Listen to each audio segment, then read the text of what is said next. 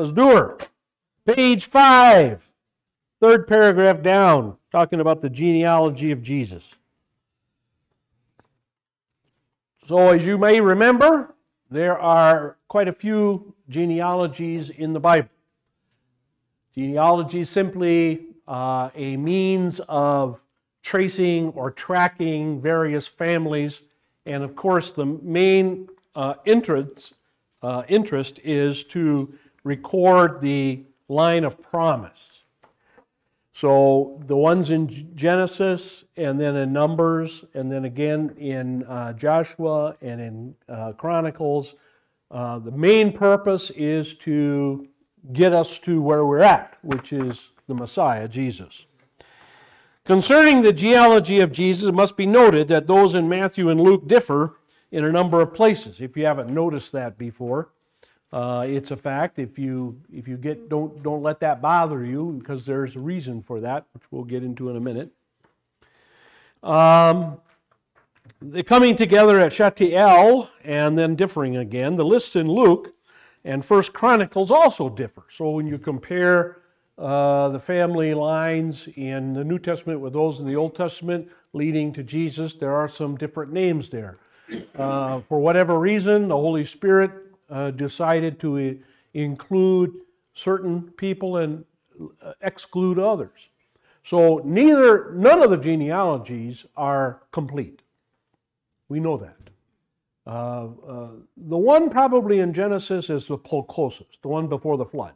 That's probably the closest to being not skipping any generations. But again, God does not have to, and chose not to, make them complete. Some generations are just left out, pure and simple. It skips from a father down to great-grandson or grandson. And God decides to do that for his own reasons, whatever.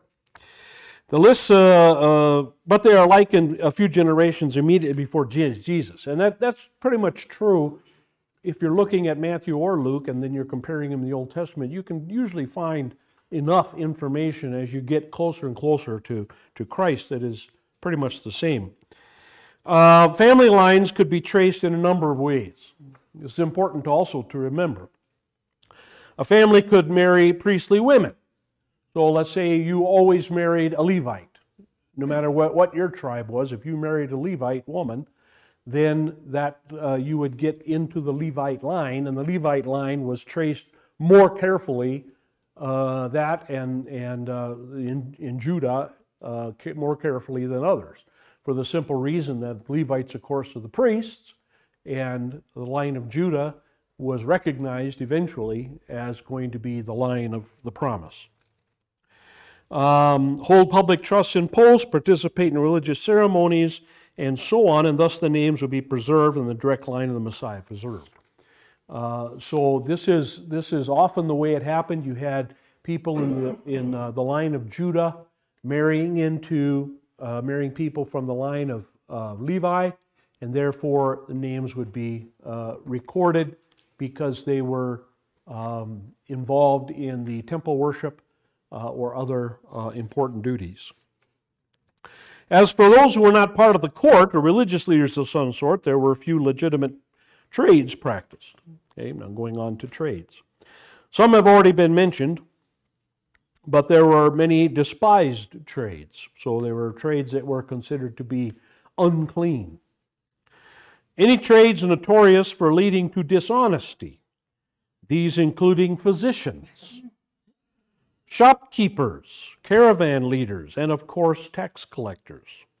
Other trades also brought no special blessing, such as small cattle breeders, sellers of purple, and cutters of trees. Repugnant trades are those that dealt with refuses or those that involved women. So if you were in the job of collecting garbage, if you were in the job of cleaning out horse stalls and such, you would be, or in dealing with sick women especially, you were considered to be unclean. There were numerous varieties of slavery in Israel. Exferto, which is a Latin term, became slaves because they could not pay for stolen goods. So these were thieves that were caught and did not have the money to recompense the victim, and so they became slaves. Ex concessu were those who sold themselves into servitude voluntarily for some reason, usually because they needed the money. That's usually the reason. Patria potestas were young Israelite girls contracted for marriage later in life. So sometimes this wasn't a betrothal so much as it was a selling to get the dowry. By law, slaves must serve only 6 years. This, like other laws in Israel, was not observed. So even though they were supposed to be released after 6 years, very few were, if any. Legally, they were property of their masters, so they did not have any rights of their own. But it was more like privileged servants or hired servants until the debts were paid off. So they were treated like workers, usually. So when you hear Paul or Jesus talk about slaves, don't think of plantations and people being whipped and beaten and all that, or even in Roman slaves, like rowing in galleys and things like that. Jewish slaves were much more like common servants. These laws were almost universally ignored.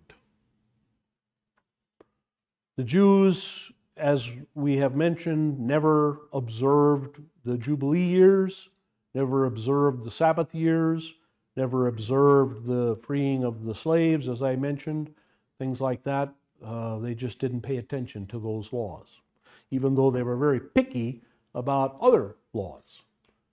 The fact of the matter is, the Jews, from the time of the captivity, well, really from the time of Joshua until the time of Jesus and even afterwards, were pick and chose what laws they wanted to keep and which laws they didn't want to keep. And for many of them today, it's the same way. Samaritans, let's move on, were looked on as Gentiles. Even though they had Jewish blood, they were of mixed race, and so they defaulted to being looked at as Gentiles and pagans. So marriage with them was possible, although there was some relaxation of the restrictions in the time of Herod. Maybe that's supposed to be impossible. Sorry about that. Should be impossible. Sorry. Was impossible. They're not supposed to marry a Samaritan.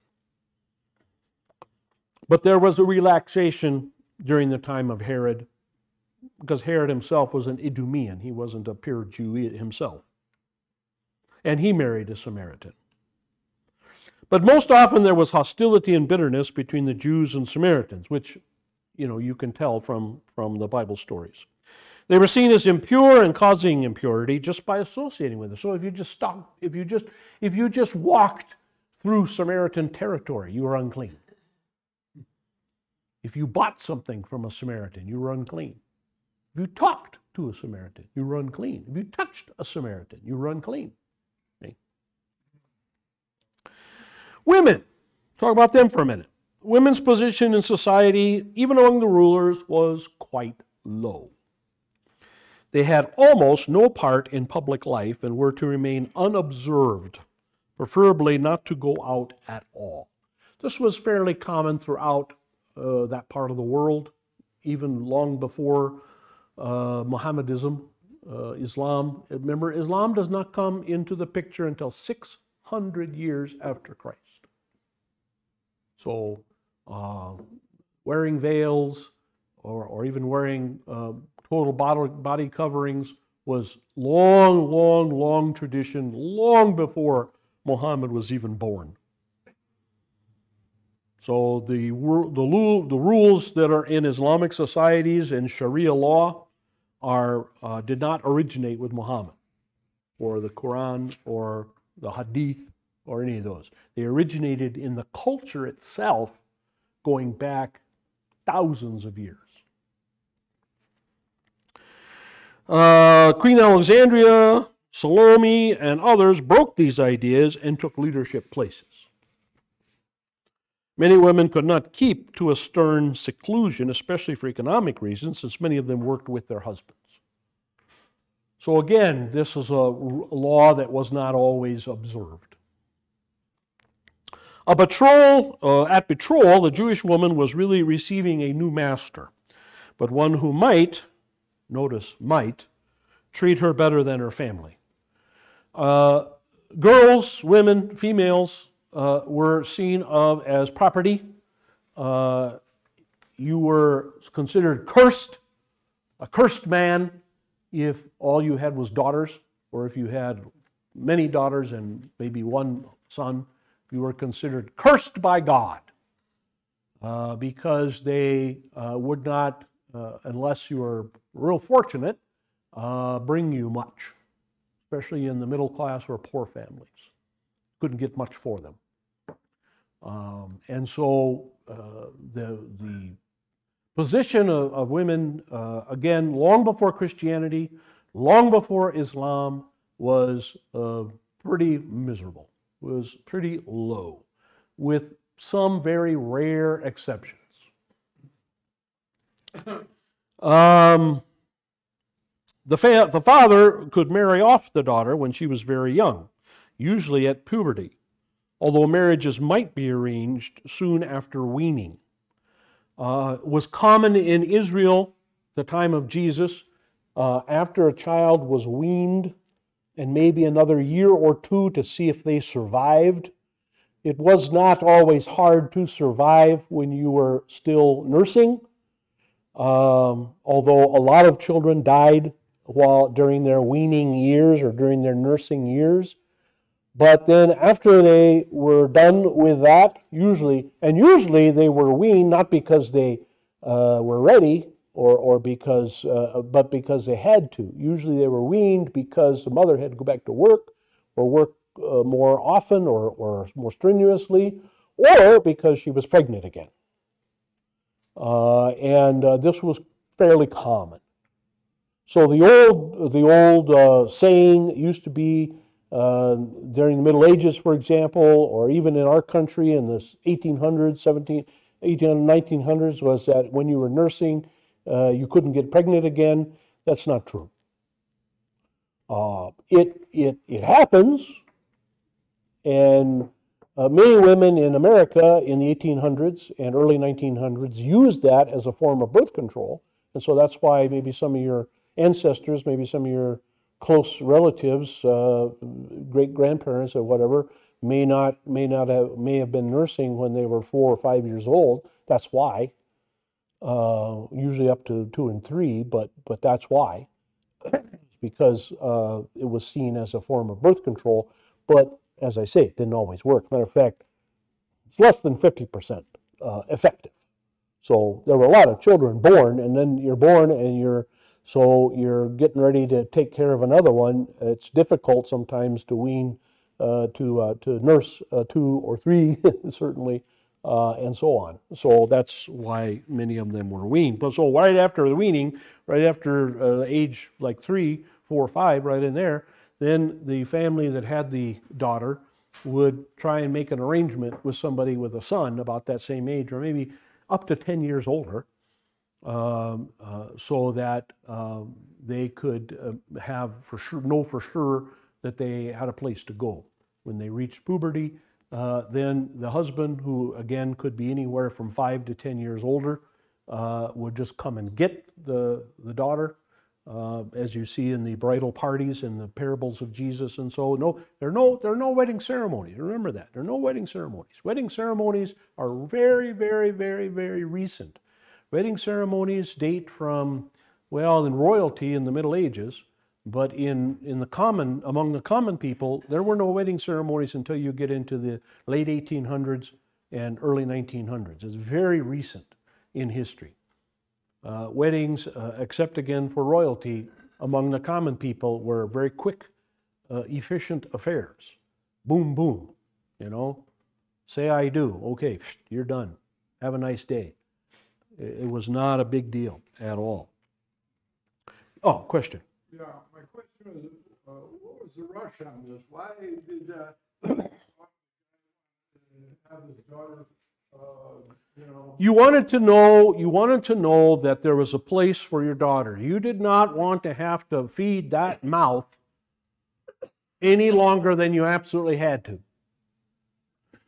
You see, the son at an early age, already 8, 9, 10, could begin learning a trade and therefore begin doing work and compensate the family for his keep. Or even doing chores. Chores were, in those days, extremely difficult. They involved a lot of heavy lifting. And as we know, upper body strength is not a thing. It's not something that women have normally. And so if you don't have upper body strength to lift and all this kind of stuff, it would be very difficult for you to be useful to your family. About the best that girls could do would be to carry water, and as you know, water is very heavy. But then, of course, they had pots they carried on their head, which they were able to do, and also boards with 2 water pots on each side that they were able to do. But even that, they were able to carry only about half as much water as their mother or brother. So the point was that if you had a bunch of daughters, you had a lot of mouths to feed, and mouths that were not going to contribute to the family in most cases. Yeah, because all the work that they had to learn to do as far they didn't learn to do any work. Well, they learned to sew. Okay, they learned to sew. You know, they learned to, I guess, knit. I suppose you could say, and crochet. I suppose whatever. Learn to cook, certainly. But you had mom for that most of the time. You didn't need a whole bunch of girls to do these things in most cases. Well, if you have 10 kids, I'll tell you what, you'll want some help cooking. Well, yeah, that's true. That's true. But in general, these were just empty mouths that you had to feed, and you weren't going to get much back from them. So they were not thought of as blessings. They were thought of as curses, and that's just the way it was. And so if at 3, 4, 5 you could make a deal with another guy saying, he had a son, and of course he wanted to have children, especially sons, and so he wanted to know that his boy had a girl to count on when he got to age, when he finished his internship, for example. Okay, and usually that took place around the age of 20. Okay, 20, 21, somewhere around in there, 18 to 20. You wanted to know that he had a wife waiting for him. And so you would make a deal with this guy who had a 3 or 4 or 5-year-old, and then wait until she gets to be 12 or 13, till she becomes able to have children. And then, okay, as soon as he had a place of his own, as soon as he was making his way in the world, go get your wife. Get out of my house, go get your wife, and start your own life. Life was hard, folks. Up until very recently, life was hard. I would say, if you want a number, really, especially among the poor, among the common people, you could say life was tough until the 1950s. Until you got a bunch of washing machines, and dishwashers and ironing, irons and vacuum cleaners and a bunch of other stuff. But really in the 30s, my goodness, people were still having 10, 12 kids, and half of them were dying before they hit, teenagehood. And you can just go back from there, 30s, 20s, teens, 1890s, 1880s, and keep going right back to the Middle Ages. And life was not much better throughout any of that. You still had outhouses, you still had diseases and plagues running through the countryside. You still had hard work. You didn't have electric lights. You couldn't stay up at night. You couldn't produce anything at night. Factories couldn't run at night. And so factories had to run 7 days a week during the daylight. And kids were going to work on factories when they were, 6, 7, 8 years old. You've heard stories of some of these factories in the East Coast, New York, Philadelphia, Baltimore, big fires taking place in these factories, and hundreds of children dying. Because they were on the 7th floor or whatever. Folks, I'm telling you, you really don't realize. Those of you born in the 40s and 50s, especially after the war, you don't realize that you really, myself and same generation, baby boomers, really the first generation that had it halfway decent. And in many cases, you could say probably better than the ones after, too, in many ways. So life really didn't change that much. From the time of Jesus till after the Second World War, life was pretty much the same. I mean, it was improved a little bit here and there, but for most things, no. Before steam power, before electric power, and all that kind of stuff, life was a bear. And a lot of young people did not survive. Yes, ma'am. Well, surely back in this time, God couldn't have looked favorably on women's position at that time. No, I wouldn't say that. But there is, let's put it this way, God is a realist. And in his commands to the Jews, which is all we can really go by, in the Levitical law, he doesn't say a lot to change the situation. He certainly doesn't tell people to treat their daughters lousy. He doesn't say that. And there are a few laws in Levitical laws where, for example, when polygamy, he tells men that they must treat their second, third, fourth, fifth, sixth wives the exact as equals to their first wife, which is unheard of in the laws of that ancient world. Unheard of. You treated your wives however you wanted to. And if you wanted to treat the 7th one better than the first one, or the first one better than the 10th one, that was your business. God made it very clear in the Moses Law that you were supposed to treat all of them the same. Which is also why Muhammad, when he invented, and he did invent, he invented Islam, he capped polygamy at 5. You're supposed to have no more than 5. Now, a lot of the sheiks and stuff have more than that. But in Islam, it's supposed to be a rule that you stop at 5 wives, because it was felt that a man could not take care of more than 5 wives equally. Okay. So yeah, ladies, boy, you've come a long way, baby. Oh yeah, well yeah, it's still that way in Africa and Asia. It's still that way, of course, in all Muslim countries. It's still that way.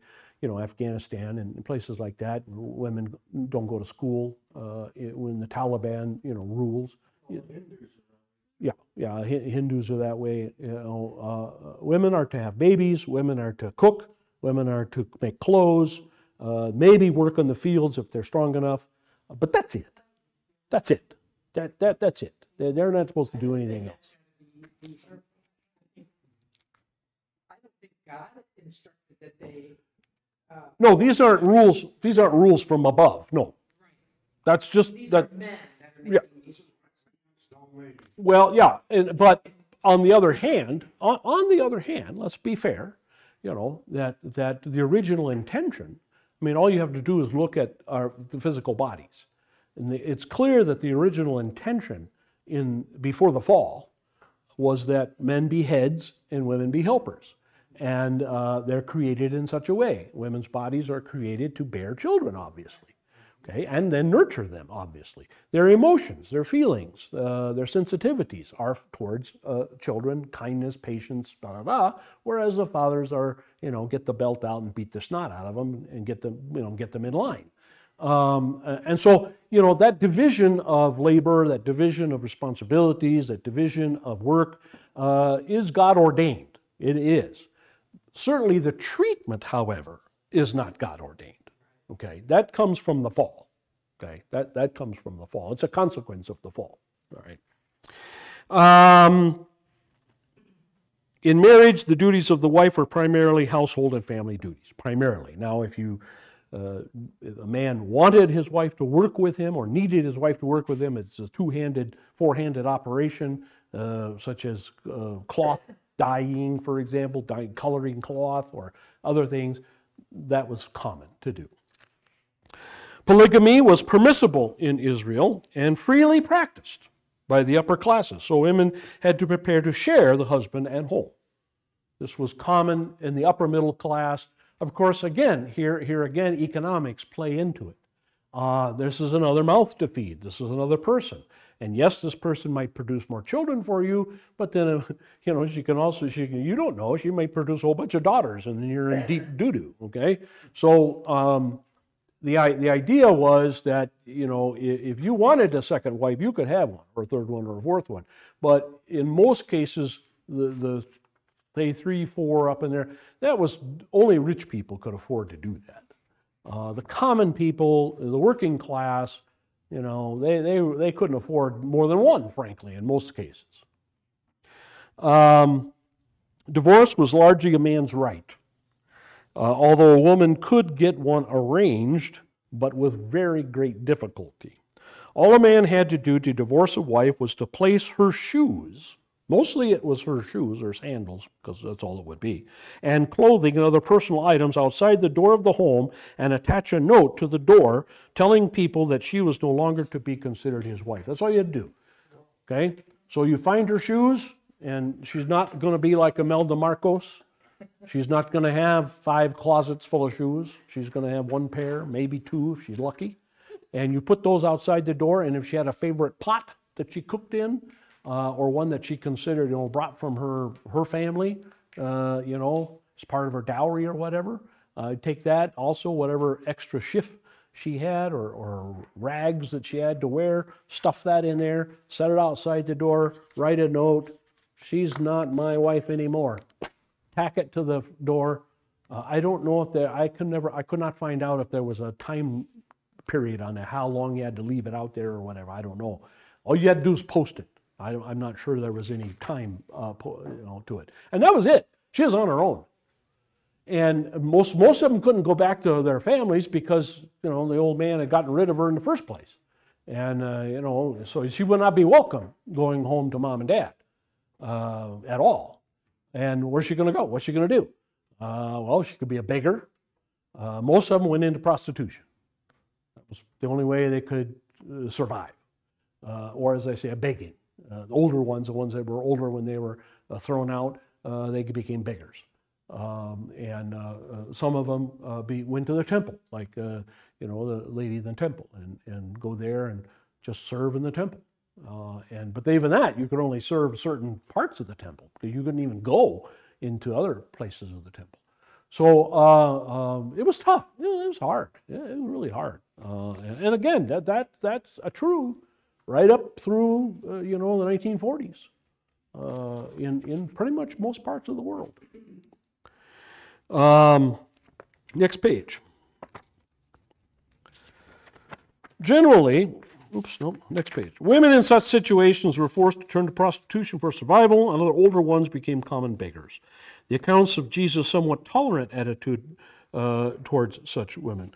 Jesus was very, very kind to women. This was noted by his enemies.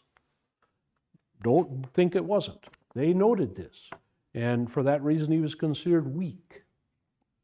And he was also, one of the reasons he was considered to be unlawful is because he gave great deference to women. He allowed these women to touch him. He is a bachelor still, and he allowed these women to touch him, put perfume on him, put perfume on his feet, run over him with their hair, this kind of stuff. This was all verboten. You weren't supposed to do this. And so Jesus' close interaction with these women, speaking to them kindly, helping them when he could, saying nice things about them, whatever. This was just, this was brand new. This was not, and frankly, was not carried on unfortunately, by many of his followers afterwards. They were pretty much products of their culture. Was the men's affairs that they have with these prostitutes considered sinful? Oh, sure. Yeah, it was. It was not. It was considered normal. It was considered something usual that you wouldn't make a big fuss about, but it was not considered good or right. It was considered something where you kind of go to the temple and you can make restitution to God and move along. The attitude is much like you find in many countries, third world countries that are still heavily influenced by Romanism. In Mexican, Hispanic societies and other parts of the world where Romanism rules still, Philippines, for example, which are not technically Hispanic, of course, even though they speak Spanish. The idea is simply this, and I heard this from my own fellow workers when I worked in the ranch, in the fields with the field workers. One of the things my dad insisted on is that I work with the poor people, that I work with the common folks, and I did. I worked 8 years in the shoveling crew, hoeing crew, with very poor men, or men who just didn't have a whole lot of gumption. And so they took the easiest job, not easiest physically, but easiest mentally to do. I knew guys on the shoveling crew that were in their 50s and 60s, but could out-shovel a teenager. Anyway, listening to them talk during lunch, it was very common to hear them say, oh yeah, they went to town Saturday night, had a good time with Rosita or Pablita or, Bonita or, whatever, and then went to confession, and got it taken care of, and then went to Mass the next day on Sunday. Means you wonder about diseases. Well, yeah, but strangely enough, it's interesting in Mexico and in South America and in certain other parts of the world, Roman Catholic world, syphilis and gonorrhea and other sexually transmitted diseases, STDs as they call them, were not as prevalent as they were in Europe. They were much more prevalent in Europe. I'm not sure. I've never done a study on it to see why that is, or has anybody figured out why that was. But England, wow, England was devastated. Once, and syphilis, interesting thing about syphilis is, we think syphilis has been around for thousands of years, but it didn't really take off. It didn't really become a plague until the early Middle Ages. 1300s, and back to the Roman Empire and the Roman soldiers and the sheep. Yeah, once you get into the 12 and 1300s, there you have it among the soldiers in many cases and among some of the middle class merchants, but not in epidemic numbers. You don't really get epidemic numbers until the 12 and 1300s, and they're starting in Italy. It really ravaged Italy, really ravaged France, Germany, and boy, when it got to England, man, I mean, every other person, literally, just about every other person had syphilis. And they dig up bodies nowadays they find these graveyards. They want to put a mall there, or a parking lot or whatever, and so they dig up these graves. They even found this last one just a few months ago. They were digging up a place and they found the foundations of an old monastery. And they went to the graveyard of the monastery and they dug up all these priests, and like 75% of them had syphilis. So it really, and this was in England, it really hit English society hard. They called it the pox, because when you get syphilis, a lot of times in the later stages, you get pox, large pox, pustules all over yourself. And you could always tell. And if somebody managed to survive for a while, these would heal up, you would see scars. And there's drawings and pictures of people in England from the 13, 14, 1500s, and you see these scars on their faces and on their arms and legs very often. So yeah, it was considered, in Luther's day, for example, it was considered normal. One mayor of a town wrote to Luther after early in the Reformation. He said, Luther, you were right. People were taking advantage of the indulgences and penance, and so they were committing lots of sins and then just doing confession and then right back to the sins again. And so, you're right to point that out, and you're right that we need to clean up our lives. And so he said, in our town, for example, we closed down all the brothels. We closed down all the whorehouses. And in that town, I think he said there were 5. He said, it wasn't a very big town. A town of a couple thousand guys, and they had 5 whorehouses. So anyway, he said, we closed down all the whorehouses, he said, but now we have a problem. Now we have, in the early morning, as you can imagine, milkmaids, which was the lowest position you could have as a peasant person. And again, because that was few things that women could do, was milk cows, or girls could do. Most of these were unmarried girls. And they would go out, they would leave their little hut in the early morning, like before dawn, because the cows, of course, have to be milked, right away in the morning, and get that good milk, and maybe also twice a day. Not often in those days, because of the feed was not as good as our feed today. Today you milk cows twice a day. Back then maybe not. But anyway, so in the early morning this girl would head out, go down to a barn. Maybe it was a common barn where families kept all their cows, or just a barn, across the way, across the alley or whatever. Anyway, she would be out and to milk the cow, and she would be accosted and raped. And so the mayor said to Luther, he said, we're having a real problem because a lot of our girls are being deflowered when they're out doing their milking chores. Mm-hmm. And of course, then they're not available for marriage. And of course, this is a great hardship then on the family. You can't marry their daughter off and get a dowry back for it, can't get any money for her if she's not a virgin. And so this is a huge problem. And so Luther wrote back to the guy, and he said, well, I sympathize with your position. Reopen one of the cat houses.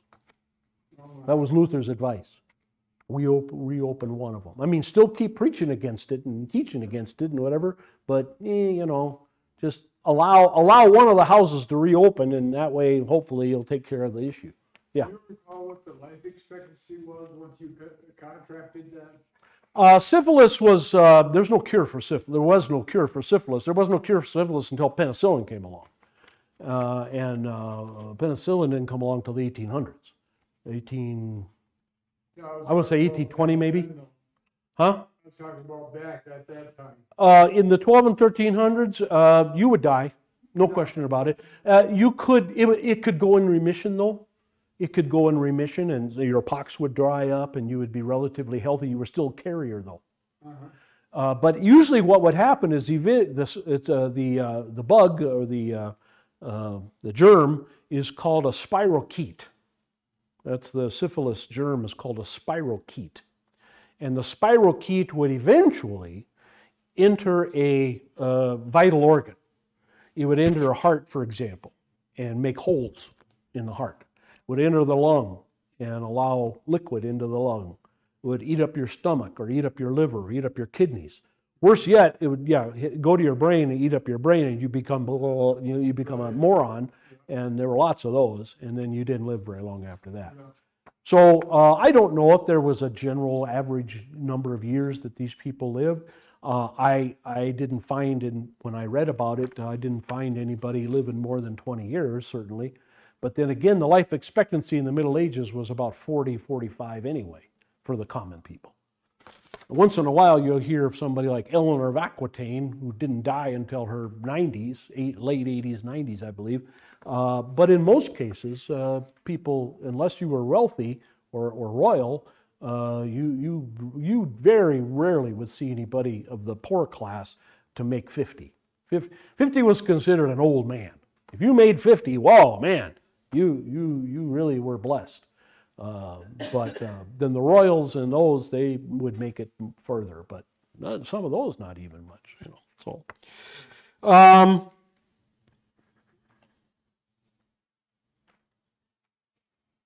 women were restricted to certain courts of the temple, although there were exceptions. But surprisingly, women were not separated from men in the synagogues as they are today. That's another interesting thing about Jews today. In Jesus' day and before and immediately after, women and men sat together in the synagogue. But when you get into the 400s or 500s and later than that, you see the synagogue separating men from women, and that remains true mostly in the Orthodox synagogues to this very day. So in that particular case, the position of women actually got worse, not better. Many disparaging opinions of women were voiced by religious teachers, but some glowing opinions were also expressed. Kind of depended on who you were. On rare occasion, a woman could rise to the level of teacher or even rabbi, which would be unthinkable in most synagogues today, except the most liberal. Now, in the Reform Judaism, you'll have women rabbis. We had a woman rabbi chaplain out here at Fort Huachuca I got to know fairly well. She was very, very devout, I would say, especially for a Reform Jew. She was very devout and very knowledgeable, very intelligent woman. I believe she was a captain in the chaplain corps. But that's only among Reformed Jews. Conservative Judaism, I do not think has women rabbis. I know Orthodox doesn't. The Hasidim or the ultra-Orthodox do not either. On the whole, the position of women was like that of the lowest class male in Israelite society, depending on a great deal on the status of her husband. Jesus taught a much higher estimation of women, and events connected with Jesus' life show this dramatic change. Jesus appeared first to women after his resurrection. Also, God used women to support Christ's ministry and in some cases even to teach later disciples about the gospel of Jesus. So you see a complete change, a complete 180-degree change with Jesus and Christianity. Now again, this does not mean that Christians in those cultures changed, even though they should have. The fact is, they did not in most cases. You have Aquila, Priscilla, you have some other cases, Eunice, Lois, a few other cases where women were treated very, very well, were thought of very highly, and so on and so forth. Lydia, the seller of purple, for example, and so on and so forth, even funded Christian congregations, but those were the exceptions. People who converted to Christianity pretty much stayed in their culture. And if their culture was looked down upon women, they didn't for whatever connect, somehow, for some reason, well, their culture, of course, did not connect Jesus' acts and his attitude toward women to be something they should imitate, unfortunately. Okay, let's talk about work a little bit. What kind of work do these people do? Jobs available in Israel during Christ's time, including working in wool, dyeing, weaving, fullers, leather, metalsmiths, also buying and selling of oil presses, bakers, butchers, water seller, and of course fishing. There were makers of ointments, rose perfumes, and those in arts and crafts, especially Greek and Roman, due to the influence of Herod. One of the most important were scriveners, that is, makers of scrolls and rolling them into a book. Okay? Scriveners, from which we get our word for Shrive Tuesday. Shrive Tuesday before Ash Wednesday. Scriveners comes from the same base word. Scriveners are those who are bookmakers. But of course, they didn't have books in those days, so they were scroll makers. Okay? So you took care of written records and you put these written records together in scrolls. Or you kept the scroll, the written record in a scroll, and you knew where it was, and you cataloged them and this kind of thing. And so they were very important. It was very important to have somebody around, especially if you're a wealthy person or somebody in government. It's good to have a scrivener who knows, okay, the rules about digging canals are this over here. Pull it out, and or here's the blueprint of the temple, or whatever. So These people, maybe we would call them clerks or librarians even. Those were very important people. As mentioned, Herod initiated many large and impressive building projects throughout his realm, and especially in and around Jerusalem. This created a great demand for workers of various trades, such as pavers, stonemasons, stone cutters, miners, craftsmen in tapestry, sculpturing, and the like. Most builders used stone, since wood was more expensive and often hard to come by. So carpenter, for Joseph, should be read as builder. There's a lot of debate recent decades about what was Joseph really? Was he really a carpenter? The word that's translated as carpenter can be translated in many ways. It can be translated simply as a craftsman. It can be also translated as a builder. And you could have a minor builder, such as a builder of pots and stools, or a builder of big furniture, or even a builder of houses. The fact of the matter is, most houses were built of stone, rocks and stone. You wouldn't, a house built of wood would be extremely expensive. As you may remember from your history, the land of milk and honey was not a land of milk and honey for very long. The land was denuded by constant warfare, constant invasions, constant battles, and so the hillsides were stripped bare of just about every tree except the olive tree, which continued to produce, of course. And if there were citrus trees, the only citrus trees in those days was something called a citron, and a citron grew about this big. And it had a very thick skin and not much pulp, not much fruit, very, very bitter, not used for much. The kumquat also was around in those days, which the skin, if you've ever eaten a kumquat, the skin is sweeter than the pulp. Most people don't find that out the hard way. We had a visitor once to our house. My dad, of course, kept every variety of citrus tree in his yard at the ranch, and we had a friend from New York visit us one time, and the kumquat tree was full and beautiful, beautiful little fruit. You've seen kumquat fruits; they're very small, like large grapes. And this kid picked one off and peeled it, and popped the flesh into his mouth, and spit it out right away. And I said, now eat the peel that you just, oh no, I can't eat the peel, it's terrible. No, really, try it. And he ate the peel, and woo, that's pretty good. So a kumquat is exactly the opposite of lemon and orange. You eat the peel, not the fruit, not the pulp. So they had kumquats and citrons around. Yeah, I could. Yeah, I've never tried that, but that I'm not brave enough to try that. But in any case, wood was hard. Wood was impossible to come by.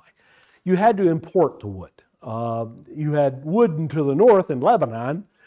That was the closest. You didn't have any in Egypt. You didn't have any in Arabia. You didn't have any in Babylon. You didn't have any in Hittite lands. You didn't have any in Turkey up there, in Asia Minor. So if it didn't come from Lebanon, it had to come from across the Mediterranean, and that's really expensive. So wood, nobody had the money to build a wood house. You wouldn't see a wood house. Matter of fact, you saw very little wood. Everything was built out of stone. Jesus' manger, folks, was not wood. I can guarantee you that. His manger was a big stone with hollowed out for the feed. You put the animal feed in. That's what it was. It was not wood. The little manger that we have, that we put up at Christmas time, is not accurate at all. But the stone mangers probably weighed about 150 to 200 pounds, and would be tough to use those. So the houses were built of stone and reused. And mud, adobe, we would call it adobe. Mud bricks were fairly common. You would use then straw for the roof. Many homes had very little roofs at all. Unless you were well enough off, you could have a tile roof made of clay tile, baked clay tile. But even those were rare. So again, life was tough. Life was tough. Dirt floors for the most part, except if you were maybe a Roman or something, you might have a stone floor. Romans sometimes had indoor plumbing, had running water and lavatories, but that was pretty rare, very rare. So Very common dirt floors in Yeah. 1955. dirt floors are still common in Mexico. If you go down and just across the border into Agua Prieta or San Luis or Tijuana or anywhere, you'll still find lots and lots and lots of dirt floors. Very common. Very, Unbelievable how clean you can be in those. that's true though. Yeah, these women with their brooms, you know, they clean it down to a kind of a hard type of floor, and then sometimes they sprinkle water on it and then they leave it. Typical dirt floor, I know over in New Mexico, it's adobe, Mm-hmm. it's packed, Mm-hmm. and they go to the slaughterhouse and get bull blood Mm-hmm. Mm-hmm. and put down on it, let it dry, crack, and fill in the cracks, and then they do it all over. Mm-hmm. again. Mm-hmm. That lasts about 10 years. It does, yeah. Or unless you have a flood, you know, it lasts a long time. Yeah. The people very ingenious after a while figured out how to do these things. More menial jobs were also essential, such as street sweepers, tomb guardians, funeral mourners, and the like. Doctors were considered common laborers and not held in high esteem, as were purveyors in leeches, bath attendants, circumcisers, and money changers. So these were jobs that existed, that a lot of people filled, and they were in demand, but the purveyors of these jobs were not thought of as good people. So, and you can understand that. If you are a moel, for example, a moel is a person that does circumcisions. If you're a moel, you deal in blood. You have to, because you cut. And therefore, as with anything else in those days, unless you're a priest who slaughters animals, you are unclean. The priests are not unclean when they slaughter animals for sacrifice, but everybody else is. Oh, and the reason is, they would be, but they make sacrifices for themselves ahead of time.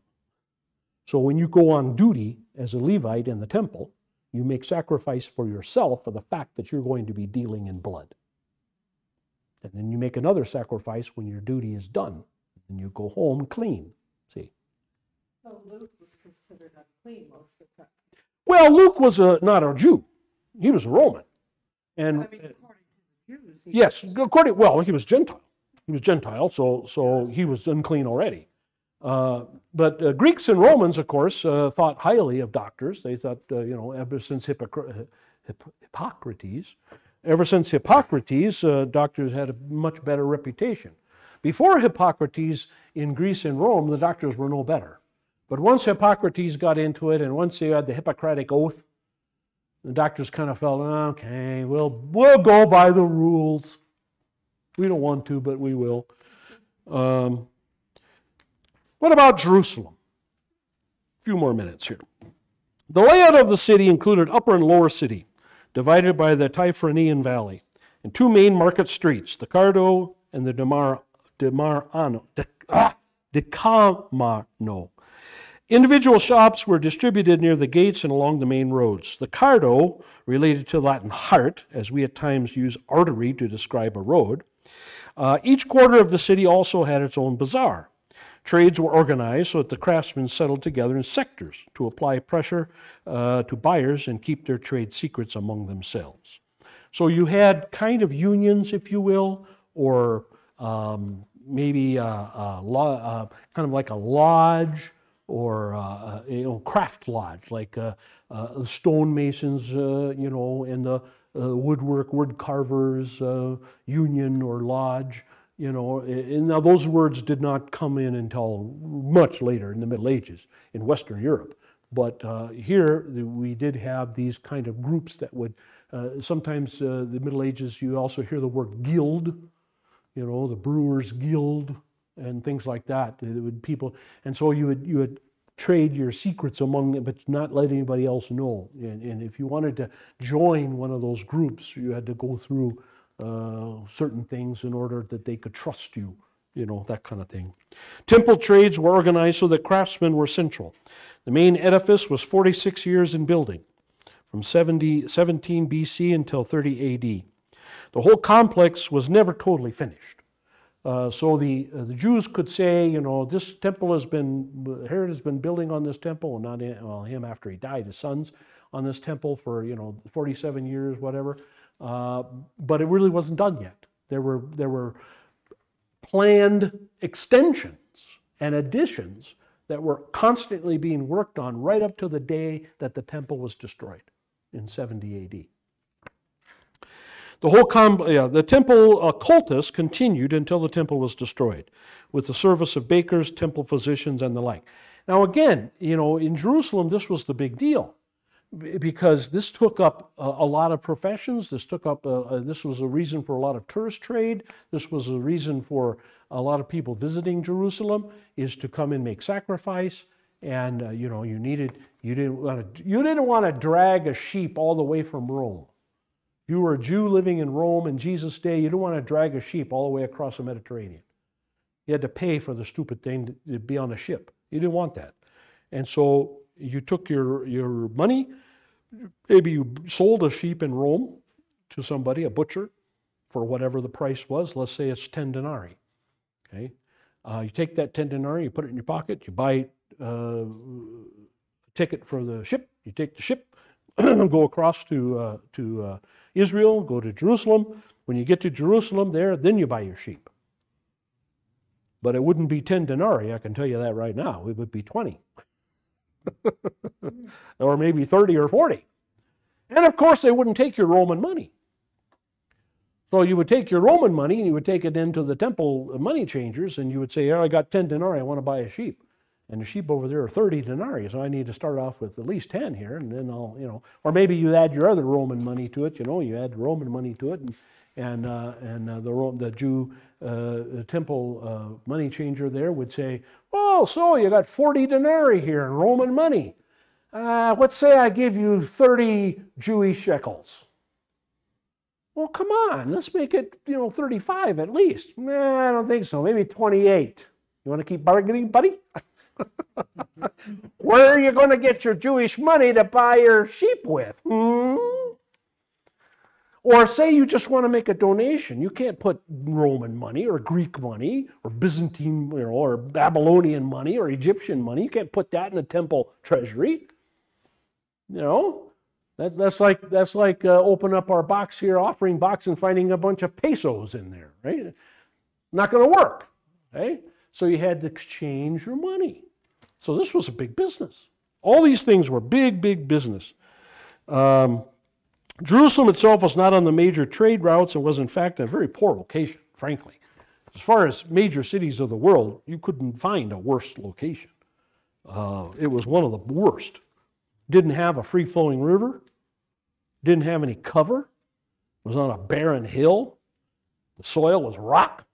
I mean, if this is the greatest spot on earth, good luck, Chuck. That's not. No nation or district trade put them on a map. If you would buy a map in Rome and look for Jerusalem, you wouldn't find it. You'd have to go to somebody, find a Jew, and say, "If I'm going to Jerusalem, how do I get there?" And they would put it on the map for you. Nobody put it on the map. It was considered a back alley, worse than a back alley. Okay, it's like Timbuktu. Whew. Matter of fact, Timbuktu in that day was much more prominent. It was known mostly for political and religious values, with great revenues coming from pilgrimages and temple revenues. Multitudes were drawn to the city from all over the world. This is because, of course, the Jews spread out, and so on and so forth. The temple merchants were respected since the high priest was over them. The camel caravans were protected as much as possible, with guards and forts along the way. Taxes and duty were charged at the roads. Market inspectors checked for price fixing that often occurred at the bazaars. They did have market inspectors, but they could be bought off pretty easily. Bribery was a big deal in those days. There was heavy trade with Greece and other places throughout the empire, Roman Empire, and a constant flow of people and materials back and forth from these places. There was wood from Lebanon, glass from Sidon, fish and slaves from Tyre, costly materials from Babylon, fabrics from India, spices from Arabia, and grain from Egypt. Those were the major imports. Grains from around Jerusalem supplied only a small portion of the need, again, because the soil was lousy. And so much of it came from Transjordan, that's across the Jordan River, in what we would call today the country of Jordan. Fruits and vegetables, mostly olives, figs, and dates, were abundant in and around Jerusalem. Livestock was a flourishing trade, as well as raw materials from the land, mostly stone and some wood. Every once in a while, a guy might cut down an old olive tree and use it for carving things, on making nice ornaments, or making a stool or a chair, but that was pretty rare. Jerusalem was the center of the country, yet it was still remote, located in the highlands of Israel, and it took more work to move things in and out of the city. Still, it was the center of commerce for southern Palestine. The temple was its most important factor. Also, the demands of the king brought additional trade, since the city was the political center, but the pilgrimages brought in by far the most money.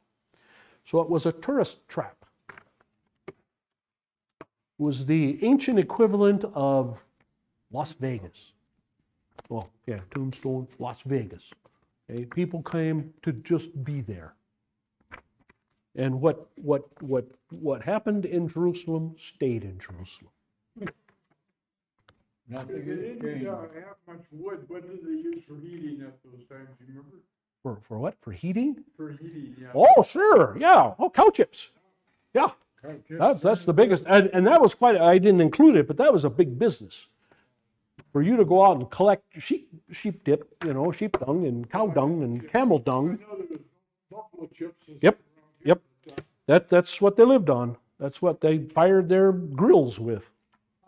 Boy, that gave your steak a nice taste in it.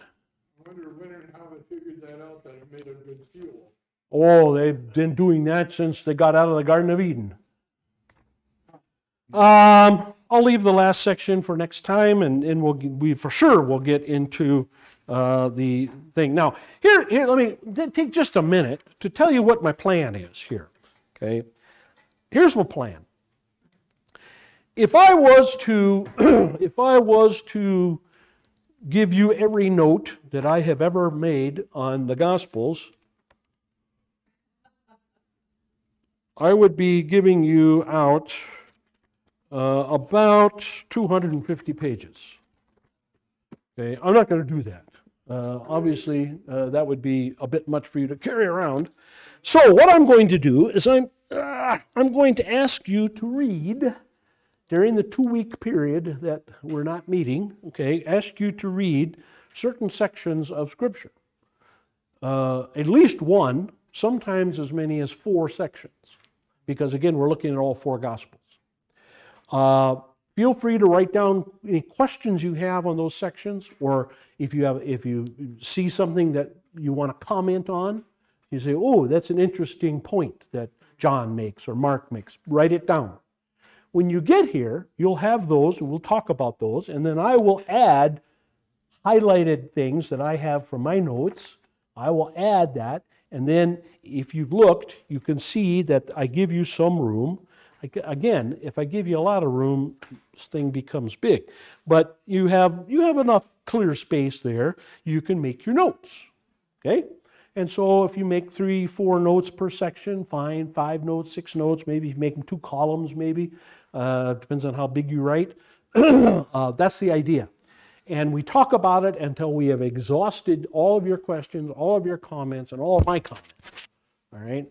And once we do that, then we make a check in the box. We know we don't have to start there again, right? And I'm going to try to keep it to 1 piece of the outline per session, if I can. So for our next class, you want us to read the first? if you would like to, sure. Read John 1 to 18. Okay. We're going to start out gentle, okay? You don't get into 4 readings until, oh boy, go quite a ways. Till you get to the Sea of Galilee, point 16 on page 10. There you got 4 readings. But up to that point, there's 1, 2, or 3. And so I think it's doable, and I think we will make good headway. Otherwise, this thing will take us 10 years or more. So, okay? Well, where did you get that? You have it, yours, Yeah, everybody has it. Are we reading, it's already done. the Oh, right readings- here. Are we reading the readings under eternity, all of these, or just the first? Just one. Just one? Just point. We're good. The number, the Arabic numbers, the number numbers are what we're going to do per session.